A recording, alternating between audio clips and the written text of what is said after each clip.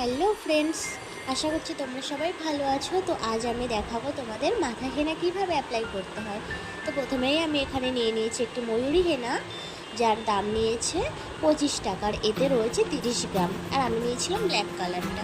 তো হেনা অ্যাপ্লাই করার জন্য প্রথমেই আমাদের একটা পাত্রে জল নিতে হবে, তার মধ্যে দিয়ে দিতে হবে অল্প কিছুটা চা পাতা। চা পাতার জলটা সুন্দর করে এদিকে ফোটাচ্ছি আমি, ভালো করে ফুটিয়ে নিতে হবে।